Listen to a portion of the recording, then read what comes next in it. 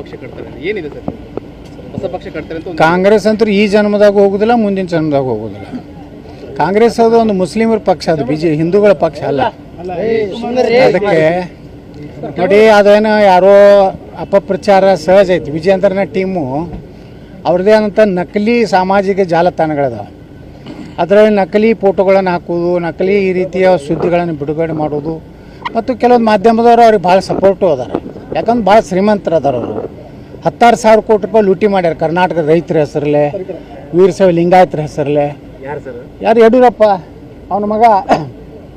ಹಾಂ, ಇದ್ರಾಗ ಎಷ್ಟು ತಿಂದರು ಕರೋನಾದಾಗ, ಎಷ್ಟು ಒಂದು ಬೆಡ್ಡಿಗೆ ಎಷ್ಟು ರೊಕ್ಕ ಖರ್ಚಾಗಿ ತಿಂದರು. ನಾಚಿಕೆ ಮಾನ ಮರ್ಯಾದೆ ಇವ್ರಿಗಿದೆ.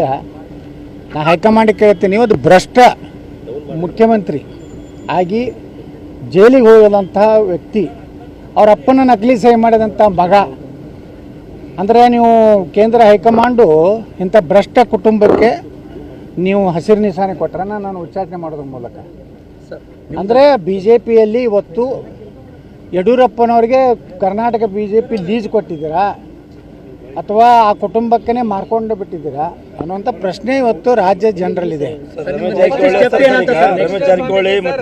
ರಮೇಶ್ ಜಾರಕಿಹೊಳಿ ಮತ್ತೆ ಹೊಸ ಪಕ್ಷ ಕಟ್ತಾರೆ ಏನಿದೆ ಸರ್ ಹೊಸ ಪಕ್ಷ ಕಟ್ತಾರೆ ಅಂತ ಕಾಂಗ್ರೆಸ್ ಅಂತೂ ಈ ಜನ್ಮದಾಗ ಹೋಗುದಿಲ್ಲ, ಮುಂದಿನ ಜನ್ಮದಾಗ ಹೋಗುದಿಲ್ಲ.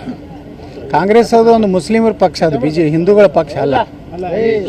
ಅದಕ್ಕೆ ನೋಡಿ, ಅದೇನೋ ಯಾರೋ ಅಪಪ್ರಚಾರ ಸಹಜ ಐತಿ. ವಿಜಯೇಂದ್ರನ ಟೀಮು ಅವ್ರದ್ದೇ ಆದಂಥ ನಕಲಿ ಸಾಮಾಜಿಕ ಜಾಲತಾಣಗಳಿದಾವೆ. ಅದರಲ್ಲಿ ನಕಲಿ ಫೋಟೋಗಳನ್ನು ಹಾಕೋದು, ನಕಲಿ ಈ ರೀತಿಯ ಸುದ್ದಿಗಳನ್ನು ಬಿಡುಗಡೆ ಮಾಡೋದು, ಮತ್ತು ಕೆಲವೊಂದು ಮಾಧ್ಯಮದವರು ಅವ್ರಿಗೆ ಭಾಳ ಸಪೋರ್ಟು ಅದಾರ. ಯಾಕಂದ್ರೆ ಭಾಳ ಶ್ರೀಮಂತರು ಅದಾರ. ಅವರು